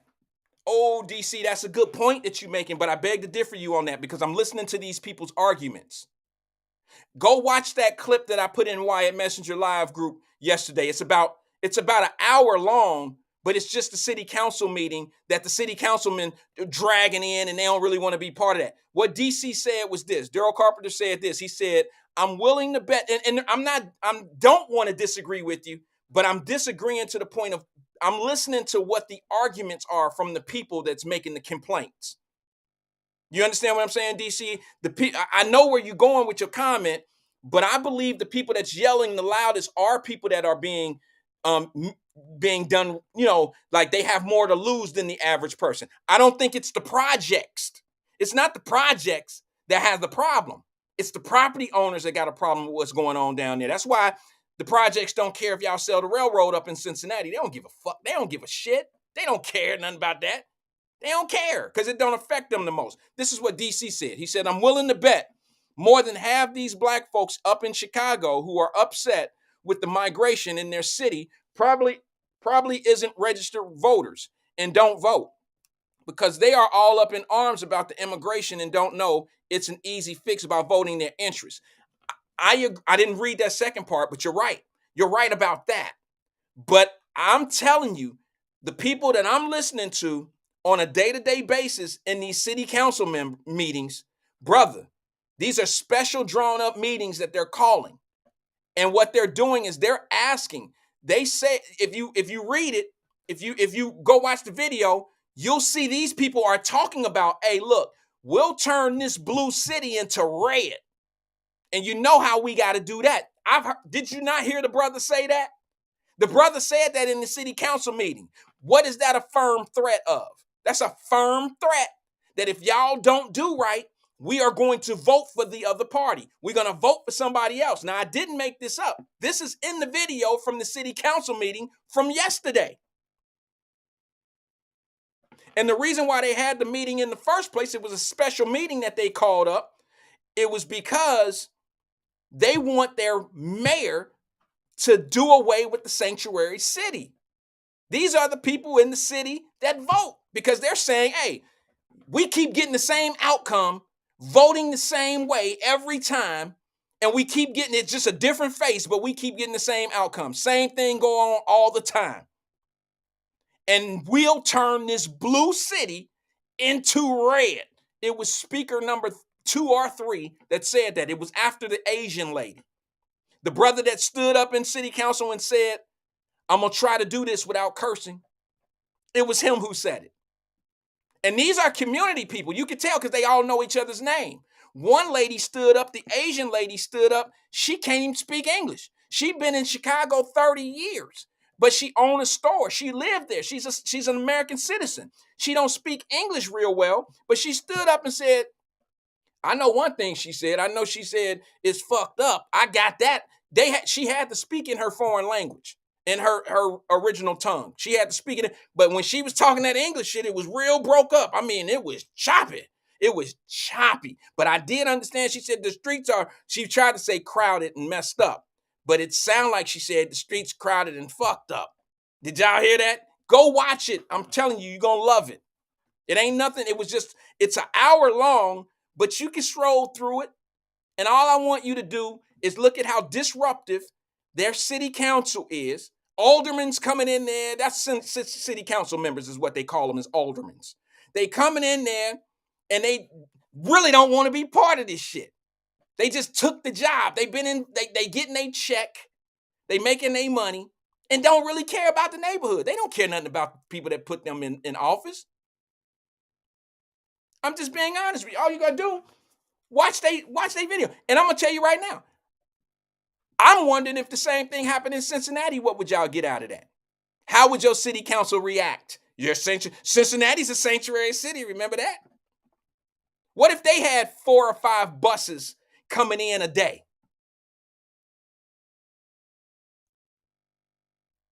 What if Cincinnati was getting that? See, I told y'all 2 years ago, you don't care about this illegal immigration because it ain't hitting your city. Black folks had all that shit to say about Republicans and the white man and all that old shit. Y'all had all that shit to say about them when they was bitching and complaining in Texas about this problem, and in Florida here, y'all was bitching and complaining.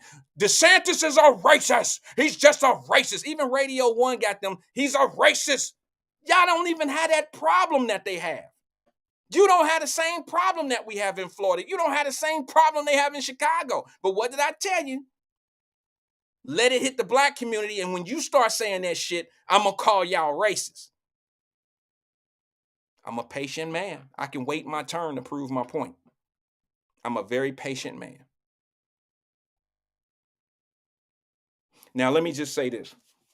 What happens when you go off of code?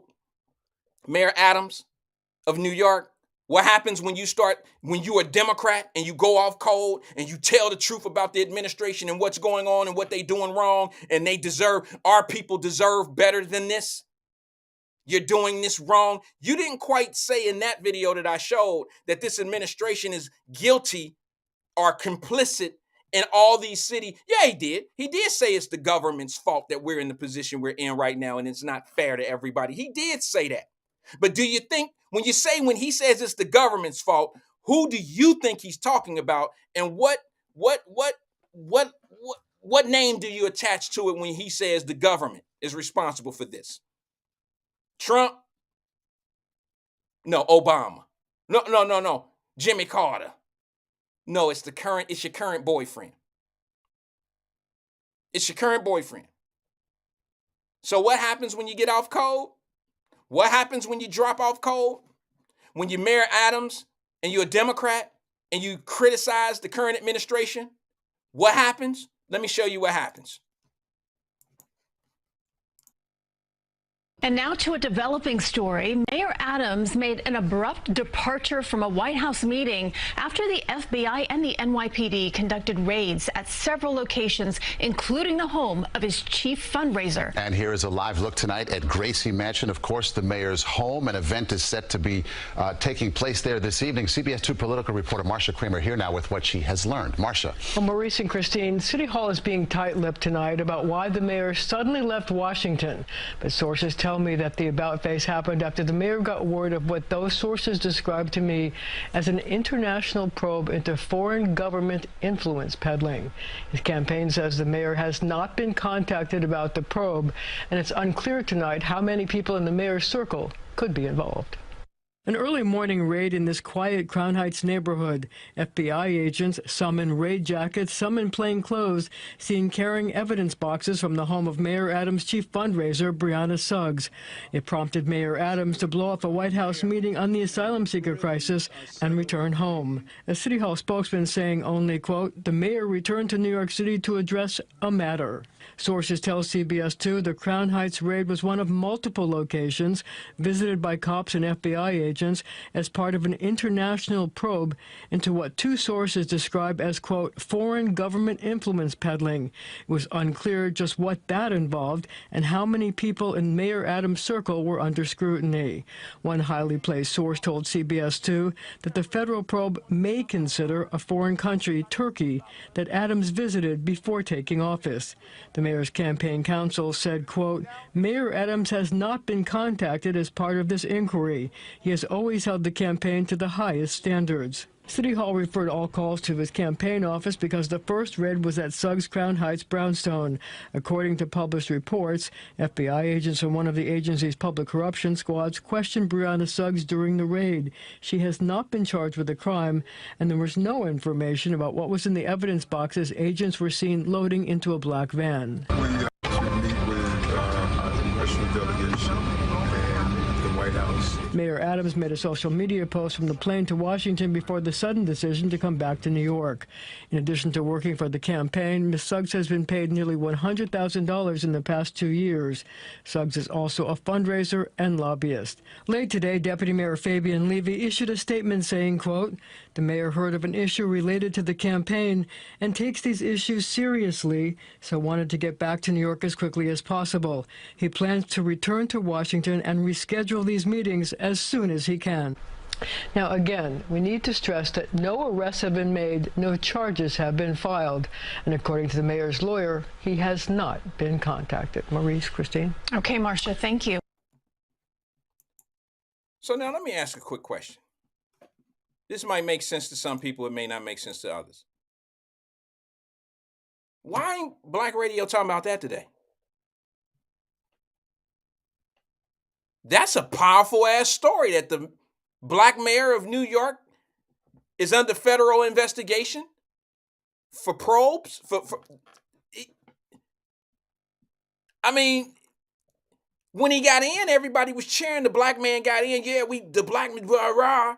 But it's not a news story on black radio that there's a federal investigation. The FBI went into the office for money that could have possibly went into his campaign from Turkey. What did you have to do? Who did you have to make a deal with to get money from Turkey? The country. That's not a story that you think we should be talking about.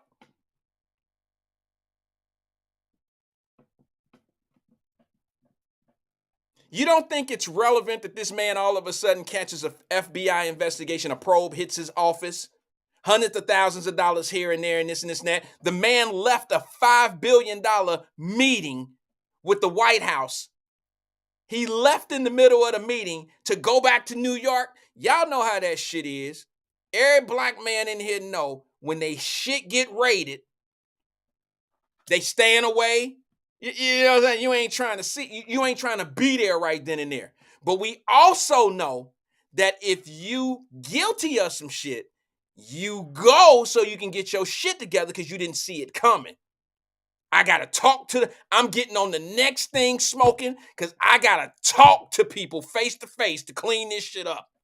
That girl that got that 100,000, I got to talk to her face to face. I can't talk no, if I talk to her on the phone, they going to PG Sittenfield me.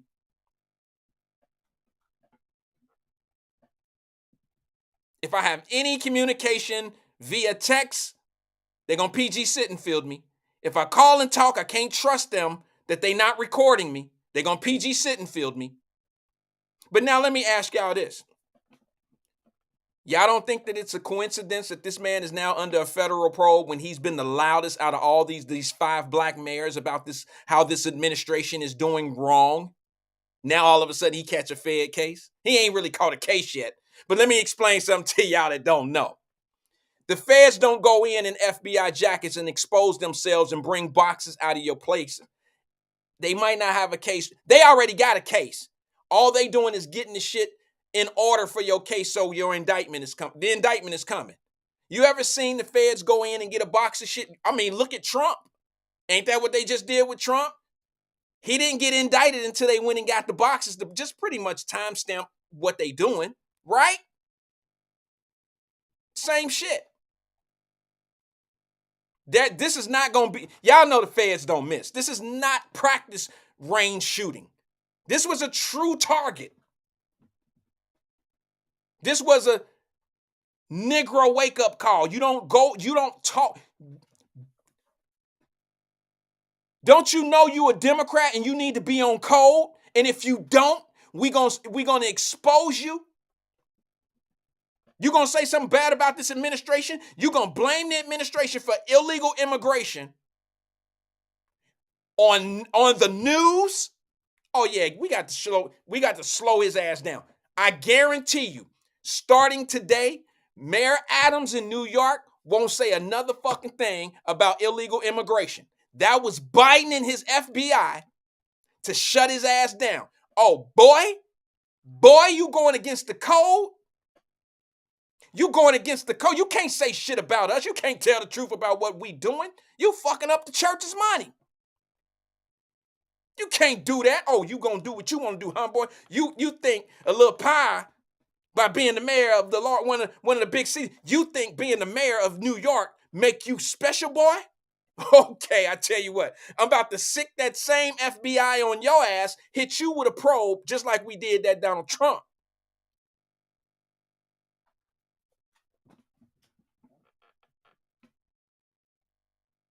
And they might not ever put his name in anything. They just flex the power of what they can do to him. His people might go to jail. He might get, look, first of all, I'm not leaving a $5 billion meeting on some shit and go check on some shit I know I didn't do. You got to call me. You got to call me and say my house on fire. And you know what I'm going to say? Well, I tell you what, I'm working on a $5 billion deal that's going to bring me $1 billion. I'll buy another house. I'll be there when I get there. Fuck that house. I'll get another one. I got a $5 billion deal that's going to bring me $1 billion to me, to my zone. And I know what I'm going to get out of that $1 billion. I'm working my hand now. I'm not jumping on the next flight back to New York talking about I got to handle some business because the feds done went in on my people. Now, I'm getting on that motherfucking plane because I got to see my people face to face and make sure that all our shit is in order. Like, hey, man, listen. I know, we had this conversation. We already know what could have happened here, so we're gonna make sure everything in order. So, you gotta take this one. Everybody got to do, boy. Everybody got to do, boy. All crime syndicates. That's what your boy Joe Biden's son. What's his name? Joe Biden's son is named what? Hunter Biden. Hunter Biden is the crash dummy of the group. Hunter Biden is the do boy. He's the take the case dude. You gotta take this one. Every clique got a guy that's got to take the case. Mayor Adams got one, but he ain't going to tell him over the phone. He ain't going to text. He going to get on the next motherfucking airplane to New York and get his people in order and say they coming for the money. You know who he talking to? He talking to the $20,000 a week nurses. He talking to them people. Now, that was Chicago. But Chicago mayor and New York mayor, they all in the same shit. They know what they going to get the money for. They going to get the money to do what they do. Yeah, and now he just got exposed. They got a FBI probe going into kicking in doors on his team. Look, let me give y'all a little piece of advice, family.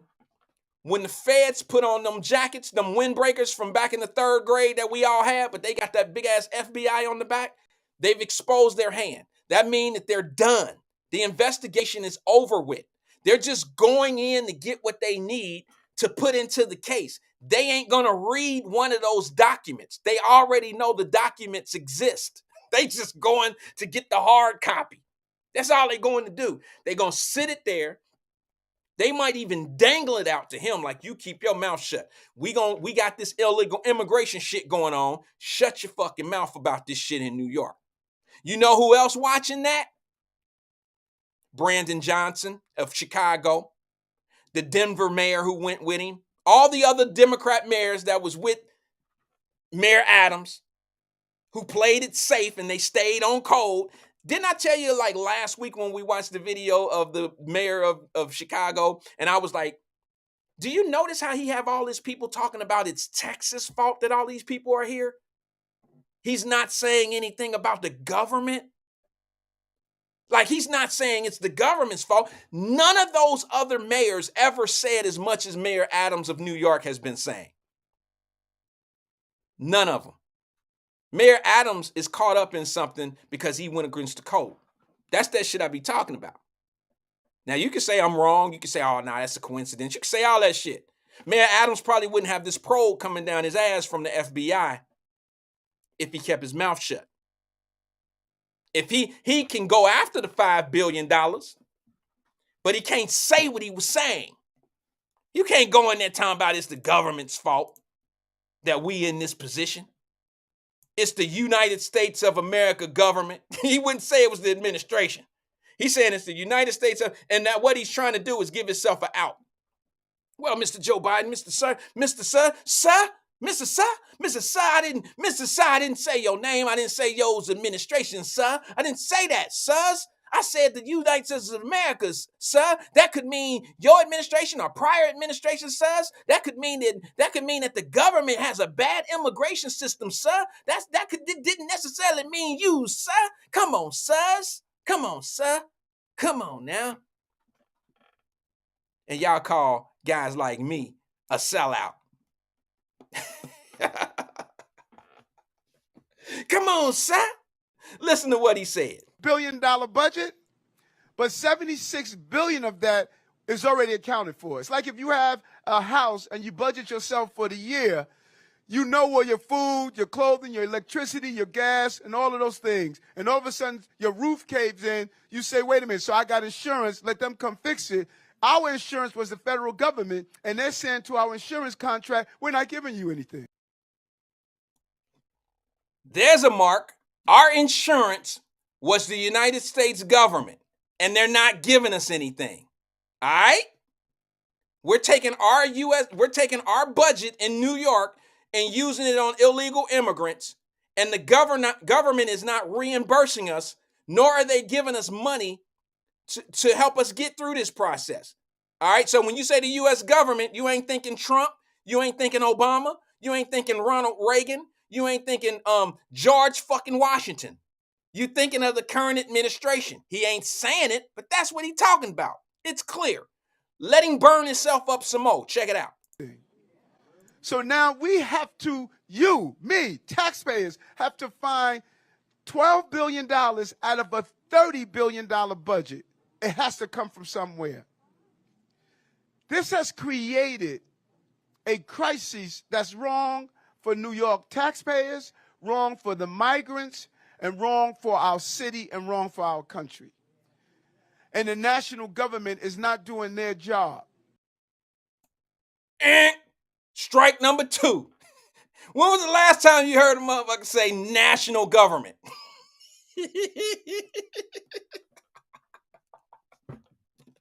He is trying his hardest not to go off code. When have you ever heard a politician? Maybe it's me. Maybe it's the TV stations or the apps or the podcasts, or maybe it's the officials that I hear. But I ain't never really heard any of them say the national government is not doing what they supposed to do. You mean the current administration is not doing what it's supposed to do? The national nigga, please. Come on, bro. You sound corny as hell. What? You should not have to pick up the cost of this. And migrants and asylum seekers should not be living in the conditions that we're in. Go look at what's happening in other cities. In Chicago, they're sleeping in the police precincts. Another X. Now you bringing up other sanctuary cities ran by black mayors. You speaking for them. You're saying that what's going on in my city is happening in other black cities. You know, CNN ain't going there, so black people don't really know what's going on in Chicago like we know here on Wyatt Live, because I keep you abreast on it. I keep you up on it. Chaos agents don't talk about it because they gotta, if you talk about a problem, how do you solve a problem? Finding the root of the problem. You can only go to Texas and stay there for a second before you have to say, well, why is it so bad in Texas? Every problem in the black community that's going on with immigration, illegal immigration, how is that Texas' fault? And then Texas' answer is what? The root of the problem. And then when you get with the press secretary and all them goofy asses, what do they say? Well, this has been a problem with immigration for decades. Immigration for decades has been our problem. And the reason why we can't do this is because the immigration problem it wasn't when Trump was in office. It wasn't when Obama was in office. It wasn't before that either. What are you talking about? When was the last time 8 million immigrants came into this country in a 2-year period?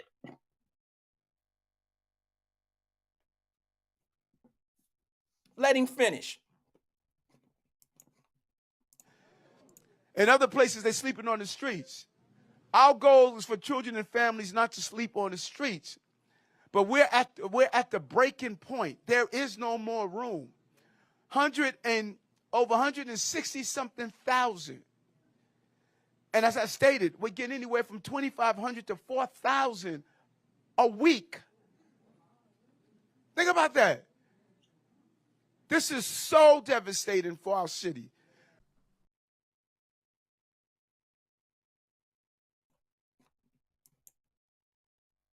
So if it's devastating for your city, it must be devastating for New York and the other cities that are going up talking about it as well. Isn't that something?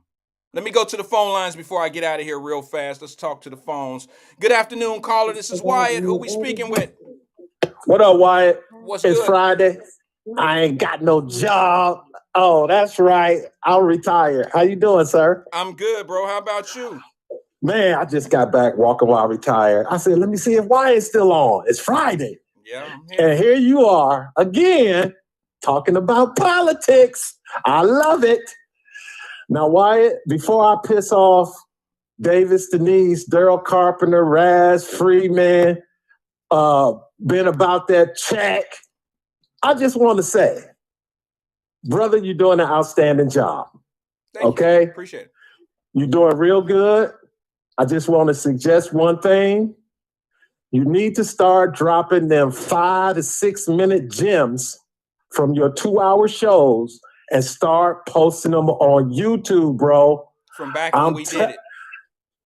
Yes. While you go, because obviously you're going to spend time with your family during the holidays. So if you let everybody know during this and this time period, I'm going to be posting 5, 3, 2, whatever amount of short clips. It's got to be less than 8 minutes. And you start dropping them on YouTube with intros and outros, which are like you always do with your regular show. Mm-hmm. And I'm telling you, Wyatt, a lot of people are going to pick you up during the holiday. And then when you back off your holiday break, people are going to start tuning in like, who is this dude? Okay. Do you see what I'm saying? Sure. Because it's those little short clips. It's like bait.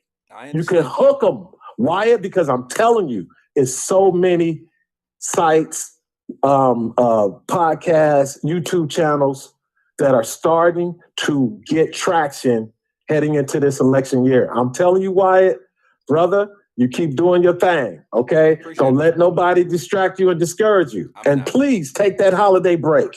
I probably will. Even if you don't do what I suggest, please take a break because you got to come back refreshed and ready.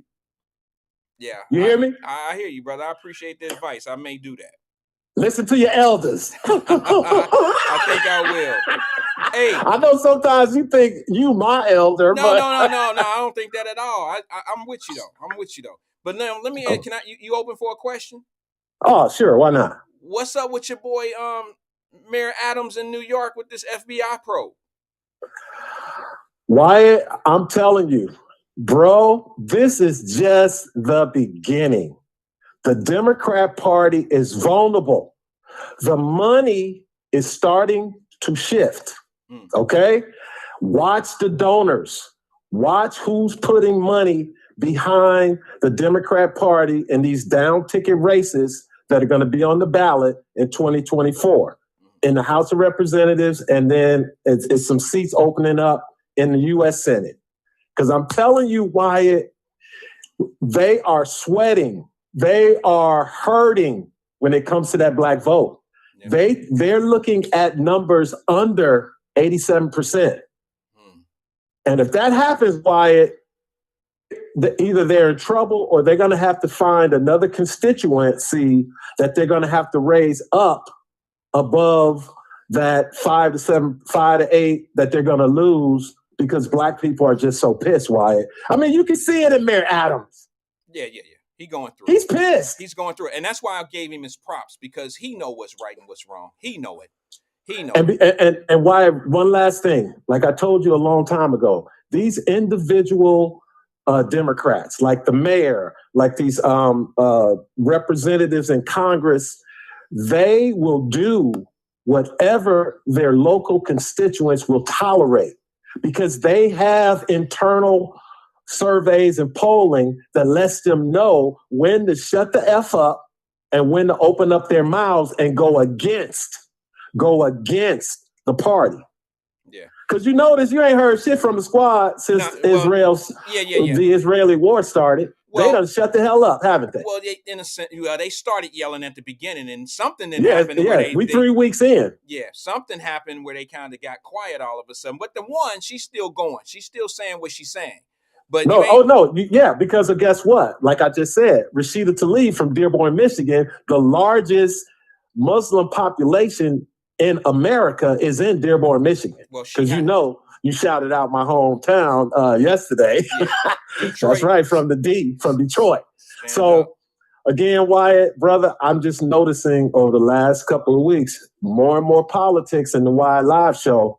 Well, getting there. Obviously, that's where all the chaos is. Well, we getting there because, there's a lot of stuff going on in America that we really need to start paying attention to, because I'm going to tell people right now, when you start looking at, this is going to sound like a talking point, but when you start looking at government officials and government using the court system to eliminate people and put them in their positions, like to put them in their place, you gotta be careful on that. Because I said something about this a long time ago. People thought I was on some loving Trump shit. I said, what happens? Wait a minute, listen. I said, what happens? What happened if they would have done Obama like this? Y'all be losing your mind. And then I said this. I said, well, wait a minute.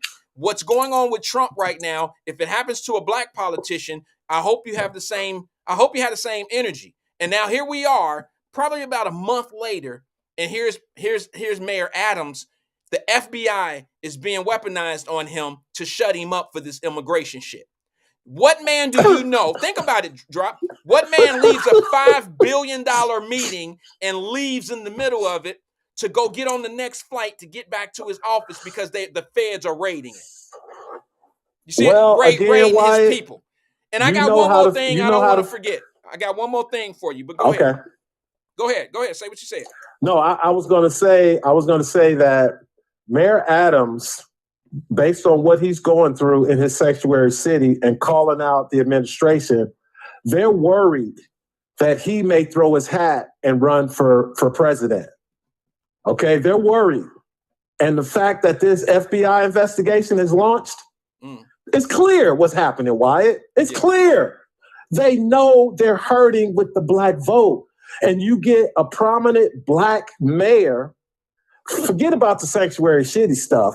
It's the fact that he's showing that this president is not capable of listening to the black vote. And here come Eric Adams riding in. I got your black folks. Just like we said the other day, Wyatt. It'll be another Democrat that steps in because they need to make sure these black folks show up on November the 5th, 2024. I got one more thing. I got one more thing for you, then I got to get out of here, bro. No, I don't have any of the video. I might do this on Monday. But have you heard about that election being called or being redone? A judge just stepped in the Democratic mayoral race in Connecticut for those for the stuffing of the ballots. I thought they didn't do shit like that. You haven't seen that yet? No, because that's not a big story. It is a big story. Think about it. It's a local story that will stay local. I know. But think about it. I'm about to make it a little bit bigger by putting it on my show real fast, and we're going to cover it on Monday, so make sure you tune in. Basically, what happened, folks, is Democratic race. It was a primary going on in another city. They have been caught stuffing ballot boxes outside. The early mail-in ballot boxes have been stuffed, just like what we got to do in November in Cincinnati. You're voting on issues. In their case, they're voting on mayors and things like that. It's a runoff. Not a runoff, but it's two Democratic mayors running to see which one going to be the person, like what they doing in the primary. It's a primary, basically. And they are cheating one another. Some of the people are pushing in fake ballots and doing all this illegal shit to give their Democratic mayor an edge. Both of them are Democrats and both of them are cheating. They have undercover cameras showing. Have you seen it drop? Wyatt, Hold on, again, have you bro. seen it, bro? This shit ain't new to me. I know it ain't told new, you, but what I'm saying is, hold on, drop. It's 2023, and AOC and every black person that CNN can convince and black radio try to tell people that Democrats don't cheat to win elections. And when somebody challenges them for cheating, then you say that this man or whoever is just trying to stay in power, as if the Democrats don't cheat to win, and they're cheating each other. They stuff in ballot boxes, and then when they got called into court, they in there pleading the fifth. These are poll workers. I got another video right here I could show you that happened, a year ago, where this guy who's a black Democrat mayor, he was running for mayor. These guys are cheating one another to be the representative of the Democratic Party. So if you would cheat your fellow Democrat to win, I know you would cheat a Republican to win. Okay, Wyatt, what does that tell you about the state of the black Democrat voter when they have to cheat in a precinct that's predominantly black and it's Democrat versus Democrat? Well, there's a certain type of Democrat they want to win. No, Wyatt, not all Democrats are bad, bro. Like I said, no, I didn't say that. No, I know. I'm telling you, saying when they resort to these type of tactics, that's because they're worried the election is either going to be close or they could possibly lose. That's why if you're a voter and you have a mail-in ballot for whatever election, do not put it in a drop box. Do not drop it off at a polling place. Why not drop? People don't cheat in elections. Because it does not go through the postal system. What I'm saying to you, drop, is that's a way of verification that the ballot is legit. But they can collect ballots. I gave this example once. If it's a nursing home in a Democrat precinct, and they make sure everybody on that voter registration gets a ballot, they walk the ballot to them and they pick it up. Yeah. So all they got to do all I'm saying to you is throw in some more little ballots. All I'm saying to you, drop, is why go through all that, man? They don't cheat. They don't cheat. That's when they're worried about losing, like they did in 2020. But that's cheating if you're doing what you need to do to win, right? If they doing stuff it's not always cheating. No, it's not. Wyatt, listen. It's not cheating? It's manipulating the voting laws. Oh, okay, that's not cheating. It's just like people who manipulate the tax laws. All right. Well, they call it loopholes, right? Not necessarily. No. But you're not breaking the law. Well, then you don't get charged. Look, a loophole in a tax. No. A loophole in a tax code is not manipulation. It's a code. It's a loop. Yeah, but you're manipulating. No, you're not. A aspect of the law without breaking the law. No, you're not. It's a tax. Yes, it is. It's like if they say if you have an office in your home, you can get X amount of deductions. So what you do, you convert your laundry room and say that's my office. And you write off the money on your taxes. That's what I mean, Wyatt. I know what you're saying, but what I'm saying to you... It's the same thing with the ballots. All the law says is the ballots have to be dropped in an authorized location. Okay. So the Democrats put a location on every corner in a black neighborhood and call them election drop boxes. Okay, well, what we have is video, and I'm going to bring it Monday. I'm going to show the people who was going by these drop boxes at nighttime, stuffing them, and when they brought them in court, they all pled the fifth. Yeah, Okay. Dinesh D'Souza, a Republican activist filmmaker, he did a movie called 2000 Mules, But wait a minute. which exposes everything you just said. But wait a minute. Let me ask you this. Why are people being, well, I know why they're being taught, but if people knew this type of stuff was happening, then when you have people like Trump, when you have people like what's the lady's name down in Georgia, Stacey Abrams. Stacey Abrams, when you have people like Hillary Clinton, when you have people like that who lose elections and they say voter fraud happened, then we should really believe what they say. I mean, we should believe that there's a potential. Stacey Abrams couldn't say it in Georgia because Raphael Warnock and Herschel Walker went to a runoff. You kind of missing she was on the same ballot. You're kind of missing my point, brother. I'm not saying that cheating don't happen and it happens and all that. I'm saying that more people have a problem with the Trump dude because he's announcing, just like Hillary Clinton did and like other Democrats did, that this vote was rigged. He's not a real president. He got in by, illegally. This isn't right. They had ballot boxing stuffing. All that same shit they saying about the Trump dude. I'm watching in plain sight court cases of Democrats doing it to Democrats, but yet when you hear a Democrat say, when they hear Trump say that there was voter fraud going on in these voting polls places, they all think he's crazy or something. They don't believe it because there ain't no way there could have been some cheating because cheating don't happen. Okay, Wyatt, I'll tell you why. I'll tell you why Trump lost those cases in 2020. It was because those precincts in Fulton County, in Michigan and Wisconsin, they made sure those ballots went through the machines first because they knew that the judge would not throw out ballots that have already been counted. I understand. And Trump did not think that the ballots would beat him. He thought he would have enough foot traffic, election day, walk up voting to beat the ballots. Okay, his strategy but again, failed. Trump and the people that he could find to work for him, either they didn't tell him because obviously he didn't know. You got to get these ballots. He tried in Atlanta and in Detroit, but people forget, Wyatt. That's why you are so important. And before I go, here's another story. I don't know if you talked about it, but you might want to talk about it on Monday. A 13-year-old boy in Washington, D.C., him and this little 12-year-old homie tried to carjack a off-duty security guy who was sitting in his car waiting to go on the job. Right. They confronted him with guns out. He confronted them, shot and killed that 13-year-old boy. This boy was known to the local police. He had committed nine, Wyatt, at 13, 9 armed carjackings. And now this boy is dead. Yeah, so I don't know if you heard about that story. I heard about it. It's a tragedy. Yeah. It's shit, but it's just, man, these parents got to be held accountable. But that's all I got. I ain't gonna hold you no longer.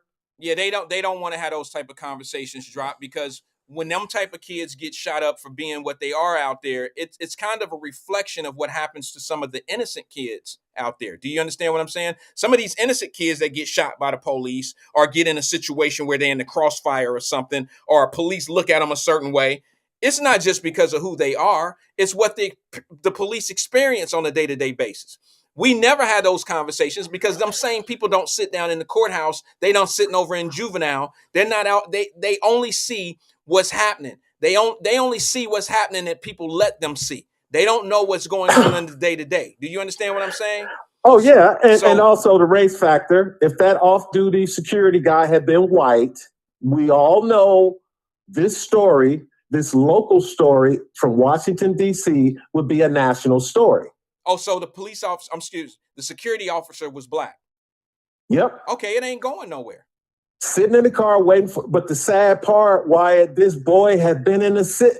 Wyatt, I'm telling you, it's on Officer Tatum's show. He did one of those short clips like I was telling you about. I'm familiar with it. And they showed the cases.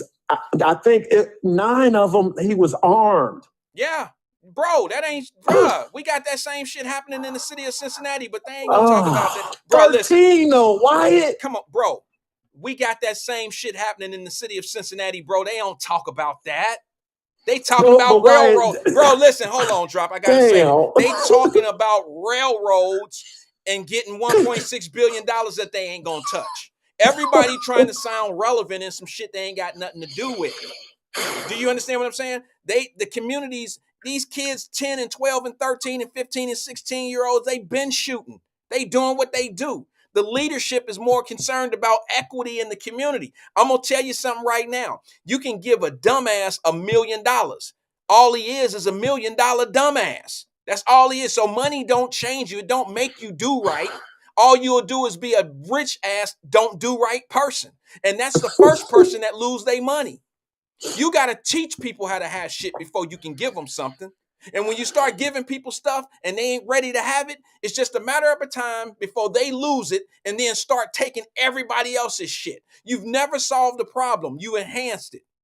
That's the bottom line. So until they really talking real, I ain't going to none of the meetings. I ain't doing none of that shit, bro, because they ain't really real about doing it. They ain't trying to fix the shit. They just want to act like they part of trying to fix it. And I ain't on that shit. I didn't dump Wyatt. hundreds of thousands of dollars of my own money into this type of shit in my city, and I'm not dropping no more money. I'll drop Wyatt, a gem, and if the they mayor, work with it, that's cool. I ain't dropping no more money on that shit. Wyatt, the mayor of D.C., her and her city council or whoever came up with this great idea to put trackers in the cars of the citizens of D.C. Yeah, that's going to stop them. That's going to stop them. Now, when your car gets stolen, you pull out your phone and you can see where your car is. You call the police. Police come by, they see the car, and you say, officer, go get my car. It's right there. Oh, I'm sorry, ma'am. We can't pursue. We can only recover. Yeah. Wyatt, again, this is so important right now for you to put all this stuff out. So you keep doing what you're doing, brother. You have a good weekend. You be safe in them streets. And the Colorado Buffaloes, led by Coach Prime, has a new play caller. The offensive coordinator, Sean Lewis, is no longer calling plays. So we may see a new look Colorado Buffaloes tomorrow when they play Oregon State at home for the Buffalo homecoming. All right, peace out. Y'all be safe in them streets. Drop Squad 52, dropping science to anyone who wants to catch it. Peace out, Wyatt. All right, brother. Have a good day. Have a good weekend. Try to be safe, bro. I just read something. Davis Denise says, I love Wyatt, but we got to stop pointing and laughing at black people. It's no joke out here. I agree. My laugh is not for the people that are entangled in all this bullshit. My disrespect are for those that pretend like they trying to help. The fake shit that go on. Davis Denise, if you known how many circles I've been in of how we need to help people and do this and do that. A lot of them people don't really be in it for the right thing. They just trying to be in the know and in the loop, and they acting like they help. I used to do that shit all the time. I was in all those circles. I dropped personally where other people was in it to benefit so they can start nonprofit organizations and write grants and get money from the government. Y'all do know nonprofit organizations and helping the black community is a big ass hustle. You know that's a hustle. That's a game. I didn't get in helping my community to make it a game and to profit from it. But a lot of the people that I was around, they turned it into a profit. I want to be a nonprofit so I can get some of that money. That's what the shit is. And they disgust me with that because I dropped my own money, my own personal money. When we wanted to do something, I was putting my money up to help gyms out in the city, to help the kids, to pay some rents. I was doing all of that shit myself. You know what they were doing? They were standing back trying to get these grants. Wyatt, can you get us a grant writer so we can get this money? We can get this money. I know this dude that if we get it up there up to Columbus, they gonna give us we can get up to 50,000 and then we can open. Man, shut your ass up. Go get your own money and make a change. You trying to get a salary off of a nonprofit organization. That's what you're trying to do. And that's why I laugh at people when they say 3CDC and all that other shit. Y'all created 3CDC. These are based on policies that you feel like nonprofit organizations are here to help black people, help underprivileged people. That's what that shit is. You got them in position to make it gentrification and help out these communities and this and that. And then they took off on your ass, became a profitable company. Now they still get donor money, they still get state money, and they still make profit. I ain't on that shit. You got multi-millionaires running nonprofit organizations using black children to get donations off of. I really should be saying names right now, but if you don't take my word on it, that's on you. Multi-millionaire people that I know, and one of them, quite frankly, don't like me. Because I had to tell his ass, like, whoa, wait a minute, partner. You just made $30,000 per tent. The city is helping you raise money for the black children of Cincinnati. You just made $30,000 per tent. Stop, Morgan. Stop, Jesse. Just stop, Jesse. Some of us know. You just made $30,000 a tent, and it's 15, 20 tents out here. How much money are the black kids going to actually get of that money? Stop, man. See, I'm that Negro that they don't like. I don't need them. I can expose them, and they want you to hate me because I know the truth. I know the truth. I'm just being honest with you. I ain't got nothing against nobody that don't, like, I don't dislike them, but I don't like they hustle. And when we learn that all these nonprofit organizations that's put in place to help us are really just a hustle, then you'll learn where the true hustle come from. You'll see who support these nonprofit organizations. You'll see what policies put them in place. And it's not a coincidence that nonprofit organizations are not regulated like profit organizations. They're not as regulated in this country as all other businesses. When you learn that, you'll learn where the real hustle come from. You'll learn that it's more money in poor people than there is rich people. It's more money in the pump fake than it is the real game. We're going to learn that one day. We're going to get to the money and everybody going to be mad. Peace and love. I'll see y'all on Monday, 1 o'clock.